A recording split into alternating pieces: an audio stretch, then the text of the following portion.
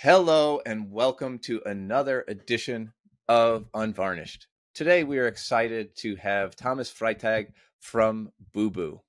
Hi Thomas, how are you? Hello again. I'm fine. Thank you. Very well. Excellent. Excellent. Thomas, first we're going to start off with the easiest question. Who are you and how did you get to Bubu and where you're at right now with printing? I'm Thomas, living in Switzerland near Zurich, 57 years old, two adult kids. And my profession is a bookbinder. Where I'm working with Bubu since more than 25 years as a bookbinder, which is my real passion to making books together with our clients. The company was founded 1941 in Zurich, and we are doing books still since a long time. A lot of books, very nice books, and that's what my passion is for. And Bubu is the company doing books in Switzerland in all kinds, in all different ways, softcover, hardcover, specialties. You see a couple books behind me. So that's the passion where I live for. That's short introduction about me. So 1941, that's a long time. But you're also in digital printing. How have you been able to keep up the craftsmanship and commingle your craftsmanship in bookbinding and marry that with the digital printing technologies? It's always a stretch between the different techniques. I mean, you have to be open by culture for new ways, for new things, but also you have to handle the heritage of your business. In Switzerland, you can learn the bookbinder as a profession. That's a 4 years period you have to learn. In a company, you go to school one day a week, and then you can exercise your knowledge on the machines, on the handwork during the other 4 days. So after 4 years, you know how to handle paper, you know how to build books, and then we have the industrial production, we have the handwork production, which is not that similar. It's like two different cultures also in the company to build a hand bound book or an industrial bound product. So there's kind of two worlds, not cultures, but two worlds, and it's always a target to bring all this together and to be open for more, to develop a new products out of the space we have we used to have as a bookbinder, as a hand bookbinder, and then industrial production, and then one day we started to print, and so we developed voice workflow and all that stuff we need to do. And when did you get involved with digital print? It was 2004. It was the time when we started to produce photobooks. So we had the machine to produce library books in a one-up in 2003. And then these days we did the one-up library books for the libraries in Switzerland. And finally we found out that that's not a huge market. And we had a machine which has a huge capacity to work on. So then we had to look around for more jobs, and then by accident we have fallen on the photobooks, and today we are doing photobooks, and because it's not just about binding, it's also about printing. Then we insourced. First we started with a partner, and then we insourced the digital printing on the HB Indigos. Yeah, we'd love to talk to you about some of your creative binding techniques in a second, but I wanted to ask you about Switzerland. What's the market like there for what you do? From what I know, this is a country that appreciates craftsmanship, but you've moved on and done some interesting things with digital. What is the market like in Switzerland for what you do? I mean, Switzerland is a small market. On one hand, it's like 9 million people maximum, and 4 languages, different cultures, French-speaking part, the Italian-speaking part, German-speaking part, and the fourth language, Rätoromanisch. And people are also different, but kind of the Swiss are yeah. They like to have this, or it's important for us to do a base formation in the profession that's similar to Germany or Austria, to have these basics, and that's where we learn. And it's an innovative country, so people are open to new things, and it's probably a rich country also, so people do have money. But on the other hand, we also have high salaries, high costs for everything, and it's not easy to make our market bigger, to sell to abroad, to other countries, Europe, or even further away. So it's the Swiss market, and it's a kind of protected market also, where we are in, and where we are able to work together with the printing companies as a bindery, but also with consumers as an owner of the photobook site, bookfactory.ch. On that photo book side, what is it? What is your approach to engaging with consumers in the photo book market? I mean, at the beginning, we used to be the photo book pioneer in Switzerland. At these days, it was the hardest thing to build books, to bind books. It was not that hard to print them in a one-up, but to bind them as a hardcover was at the beginning not possible. There was no workflow, there was no machinery. So this was the approach to get into the market. But today, it's important to have a good software, and also to have a good network, to be connected, to be local, to be kind of family also, so people can come over and see their products. They can visit the production if they would like to see it. So just being close, and also being regional, not that far, not I mean, it's a local production, and it's a Swiss quality also. I mean, the Swiss watches are known as a good quality. You also know the army knife, and that's a kind of also, it's the same with the Swiss photo books, or even with the Swiss books. This is a quality with a good know-how behind. Now, speaking of that quality and getting other printers and also designers engaged, I know last time we spoke, you did a little bit of a walkthrough of your sample area. And I think that's pretty important when some of your customers are approaching really custom projects. How do you work that into your process, your sales process of getting people engaged, showing samples off? And the next part of the question or request is going to be to see some of these cool samples.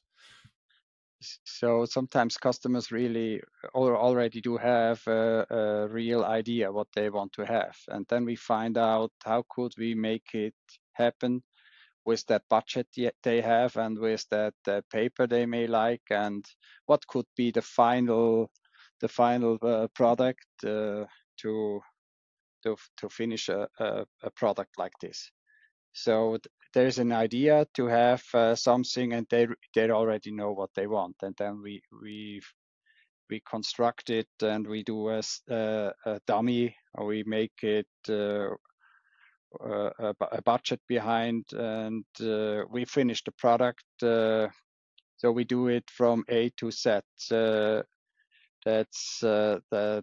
That's one way. Sometimes they comment they have no idea. Then we listen their needs, and we do proposal, and we say what do you think about that, or what do you think about that? Getting closer with the idea, finding out what could be a nice body, a nice haptic product.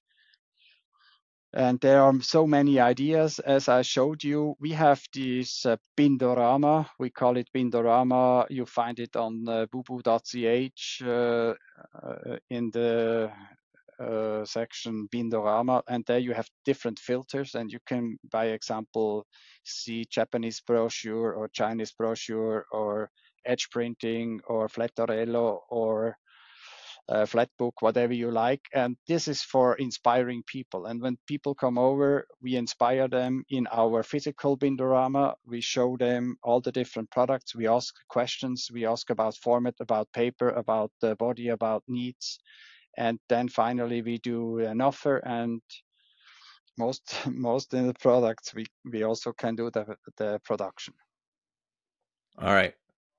And the products you ask maybe a bit, what I like is this edge printing. We do, by example, here an edge printing. This cover is offset printed, and this we do on the edges then, the printing, or also to produce a book like this, which is opening very flat. That's what we call flat bind. It's white glue bound the brochure. So that's one product. Or just to show you how nice paper or board can be, this is an invitation for a show we do annually called papershow.ch. Here we show different ways about the paper. It's the invitation text. It used to be on the airport of Geneva.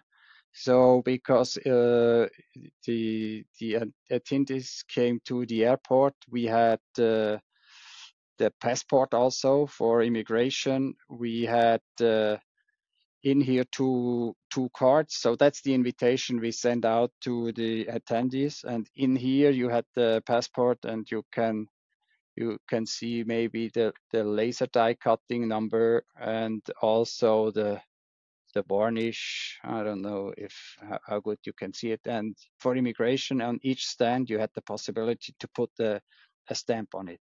So this is what we call singer-song product. It's like a passport. It shows very well how nice products can be. And maybe here that's what we call Flattorello. It's a never-ending paper. It's like 4 meters, and it's two papers are laminated together. So this is a paper, and this is a paper, and that's what we laminate together, and then you have an endless. Wow, that's insane. Leporello.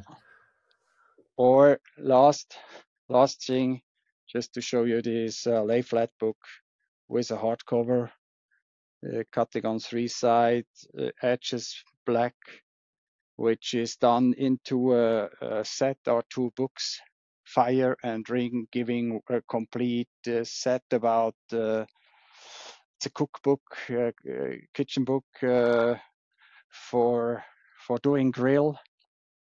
I mean, these are all products to show what paper is able to show. It's all about emotion. It's a nice product. It's feeling, it's touching, it's smelling. There's so much wow, great stuff behind it. I wish I was there to see it and touch it myself. That's super cool. Yeah, thanks for showing us all those samples. You can tell that you love those samples when you explain them and hold them up. I feel like you mentioned emotion there. I feel like there's something about bookbinding as an art and a science that you appreciate to a deep level and maybe have for years. Can you just share quickly your personal passion about bookbinding and what you do every day? I mean, I get up in the morning to do nice books, and there are so many ways to do nice books. If you take a look on the books as a bookbinder, you look different than if you would be a graphic designer. So the graphic designer is more for the content. For us, it's the close of the book, it's the body of the book, it's the construction of the book, it's the paper, it's the sewing, and there is a technical reason behind to develop things. they haven't been developed before can be very interesting, or just doing a nice book again in a technique very known, similar done a million times, but just doing nice books, nice bodies, that's a passion behind. That's probably what it is to explain. And also the older techniques like this kind of stuff. If you take a look on this, it's that's what we call a facsimile. It's the original is ivory. This one is just the plastic because it's a rebuild. It's a facsimile, and there's only 333 copies of it. And it's also, that's our tradition. So the handbook binder knows how to handle the leather itself, or silver, which is around here, and the paper handling, or the head and tail band, handmade. So there are so many things around passion and bookbinding. And after more than 25 years, I'm happy to build books every day, a new nice book. Wow. I have to ask the question. 333 was the quantity? What's the significance of that number? Yeah, that's just the number, not to make too much books, because it's there is one original book, and you bind them out. You take all the pages out, and then you scan the pages. You do the reprinting in 10, 12 colors, and then you rebind them by hand in leather, in parchment, in the older techniques. But it's not supposed to be a copy to sell it as an original. It's really a copy to let the people hold those kind of books in their hands to study for historic sites, or for museums, to show a book, not to destroy the original. So that's the thing behind. And to do a small run like this is just to make it a bit more exclusive, to make it a bit more expensive. I have a follow-up question. Has the art and craft of bookbinding been passed down to like the current generation of 20, 30-year-olds in Switzerland at your company? You know, the way that you handle it, the care that you handle it, you know, the style and all the techniques that go into a book like you just showed. I realize that a project like that doesn't roll off the bookbinder every day, but have you been able to sort of pass down this tradition of bookbinding to the new generation, even in the light of digital printing and other advances? Yeah, I think I often explain it. There are more than 30 people behind the book. So to show you a body of a book like I did, it takes like 30 people. We have to form them, to make them able to produce this older technique, but also to make them able to think about different, to be able not to do every day the same stuff, to be open. And there are a lot of people in our company, they are happy to build books like this. I mean, it's for them also a good thing to have a profession where they can be proud of it, to show just what they are able to build with their hands, to work with paper, to work with board, and at the end to have a cultural object which is lasting for decades, as a nice book you can't throw away. It's just it's not possible to, if you have something like this, people like it, and it's something in between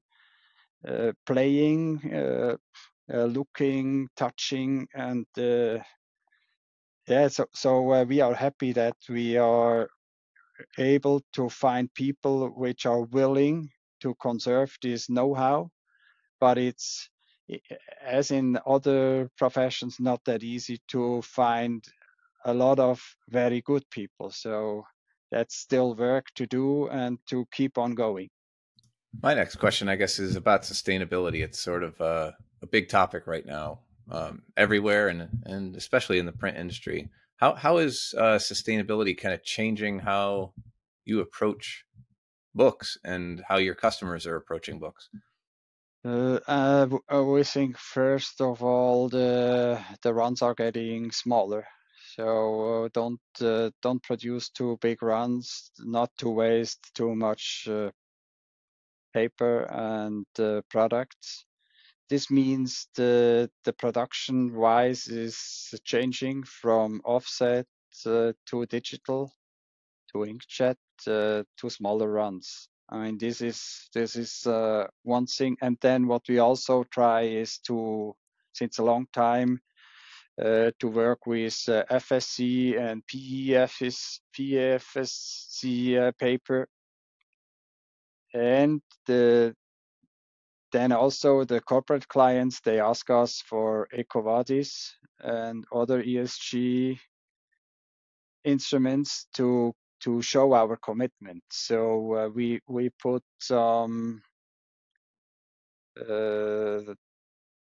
energy into EcoVadis, which we have since a couple weeks, just to prove that we are working on this for a long time, and we are trying to reduce our consumption of electricity, and we also have the photovoltaics to produce our own electricity.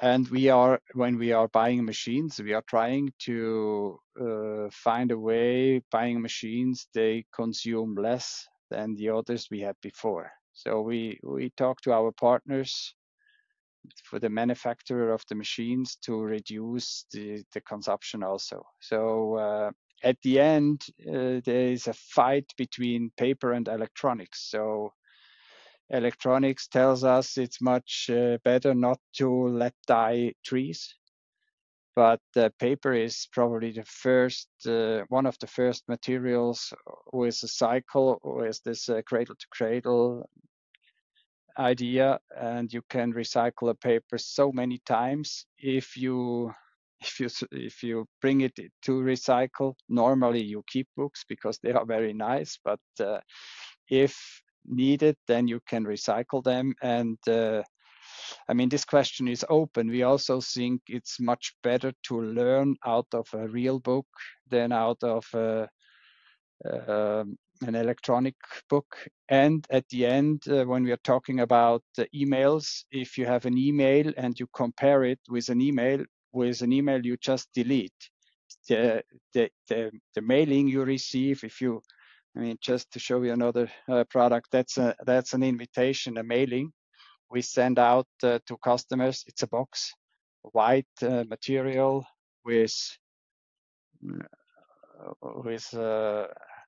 cool stuff in it. Then people they won't delete it, they won't keep it, and there's a different way to get to the theme, it's a better way to the customer.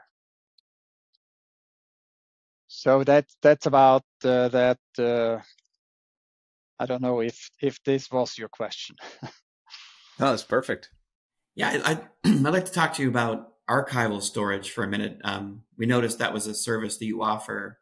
It seems like a unique business segment. What are the key opportunities that you guys have found in that area of archival storage, and how do you see that evolving at your company?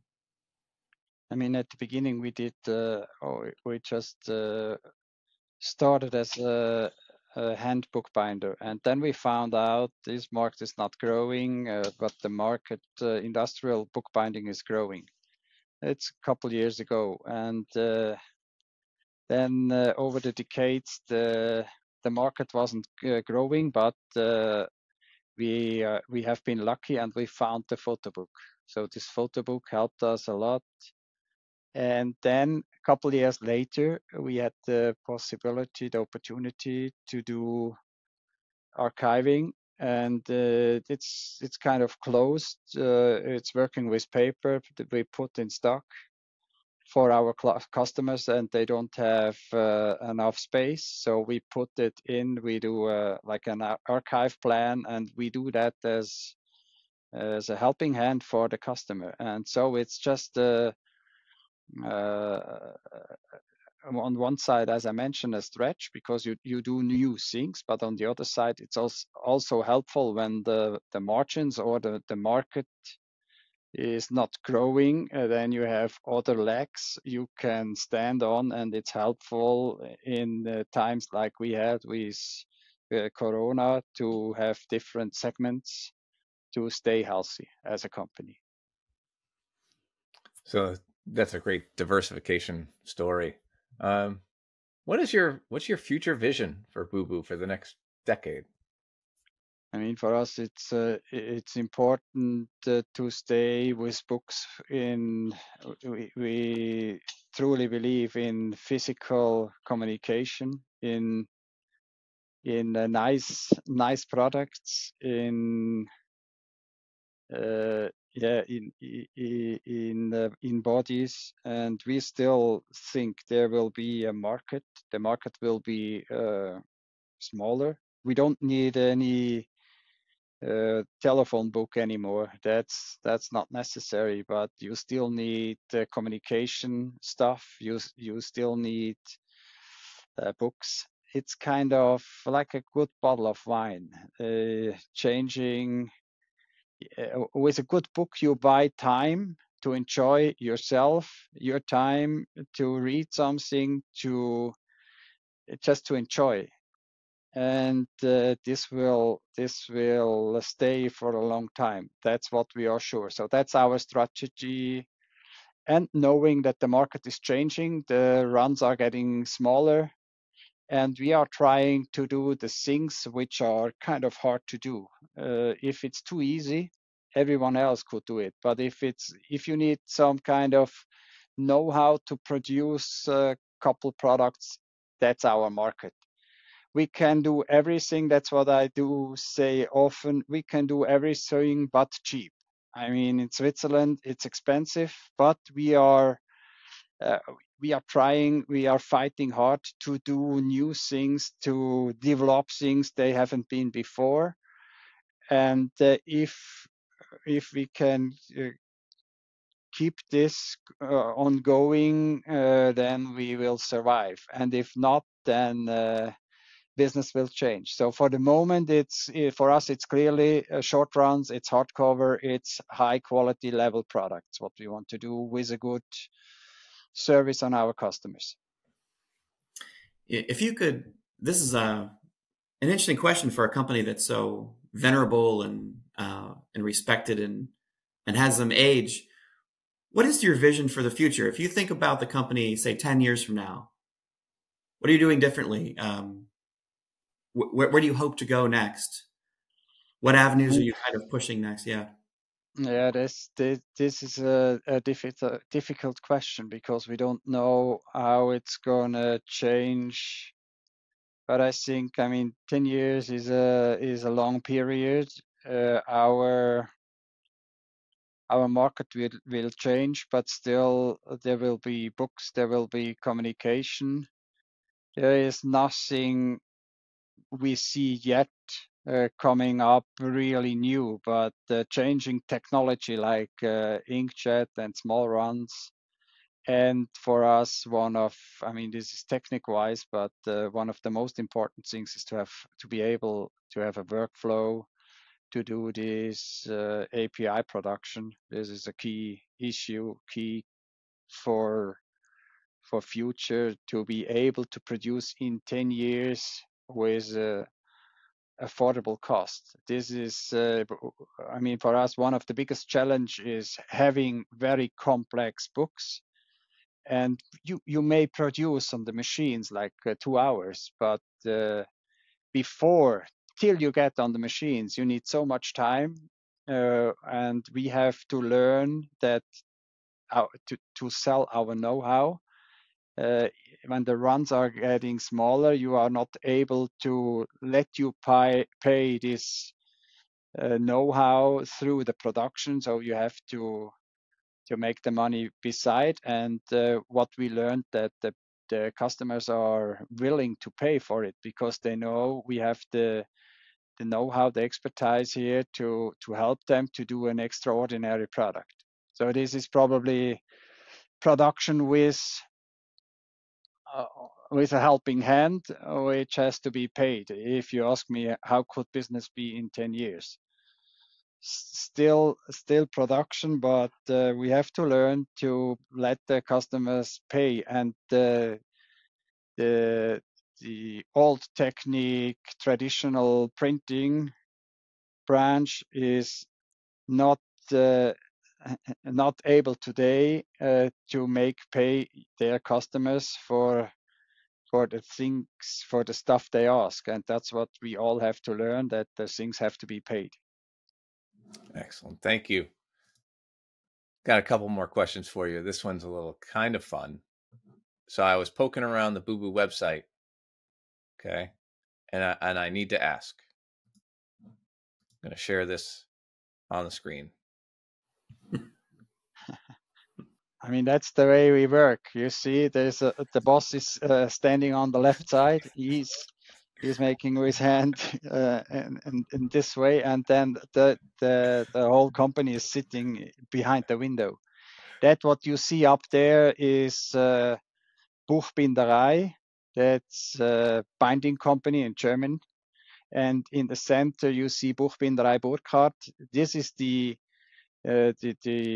original company name. Buchbinderei is like bindery company, and Burkhardt, that's the family name. And on the left side, you see the logo of the company, founded in 1941. And these days, the company already had a couple people. Today, we are 100 people, 80 FTEs. And today, you also find that on our website. We are in the building outside. This was in the city of Zurich. Now we are a bit outside in a modern, newer building. But it shows our heritage. I mean, these days they had a white coat. They had, I don't know the word, the tie, something on, and it was a completely different world. And we made that change from this world into the decade of digital printing and new stuff. But for us, the heritage is very important to have this look back. And it's also, I mean, we are kind of proud after more than 80 years to be in the market and still to have answers. So yeah, we like these old pictures, and you also find old films from the days when how they transported paper. I mean, today we have a pallet, we put the paper on it, it's very normal. But those days, they had like 4 days to print one side of the paper and another 4 days on the other side. And after 2 weeks, one printed form was finished. And today, it's after 10 minutes, it's gone, it's produced. So this shows a bit, shows a bit the way we made in between. I think someone should get you a white coat. Yeah, I think you could stand like that. I think you could, yeah. I mean, since I'm here since a long time, I have seen some of the guys walking around with the white coat. It's good. It changed a lot, and we are open for the future. All right. Last fun question. So, end of the day, been a long day. You go home, you get in your most comfy chair, and you're a book guy. What's the one book you pick out? And over on the side table, what's the one beverage that you have that you drink alongside this question. Alongside that book? Book and a beverage. I mean, the beverage is the easier one. It's grappa, Italian grappa. Okay. That's always a good choice. I can say you. With the books, it's different. It's different because there are so many nice books, and may I have to let you know that I'm not a book reader. I'm a book binder. So binding books is what I do. I'm not that much reading books. And there are so many books in my hands during the week. But there are a couple. I do have some of the original books I know this artist Hans Erni, very known, and he signed me. He draw a nice lady in it, and he signed me. That's for Thomas. So that's something you keep on your under your eyes, and that's something special. But to be honest, we do so many nice books. Sometimes it's just too heavy to put them in stock at home. So as I showed you last time, we have so many books here, and I have too much stuff. But that's also to inspire me. I need those books to live in between those books to develop new things, and also for thinking better. It helps me to hold a book in my hands. It makes me just the synapses better working with that material. So I can't give you here a clear answer. Understandable. Fair enough. But you're surrounded by them all day, so that's amazing. Well, Thomas, thank you so much for your time today. It's been a pleasure speaking with you, and I have something that I want to put on my wish list is to come by your location and check out all those amazing books. Yeah, me too. This would be nice. We're just 20 minutes away from the airport, Zurich. We have an open house, also with different people from the whole graphic family. We like to show our stuff, to be connected, and to have an interchange in between. I will be in vacation next couple of weeks, and I have the pleasure to visit one of our disco friends in South Africa. So just step in, say hello, and I think that's a great opportunity to connect, to make this interchange. It's helpful for everyone. Excellent. That's wonderful. It is wonderful. Thank you so much. And we'll talk to you soon. Yeah. Thank you. And have a nice day. Bye. Bye.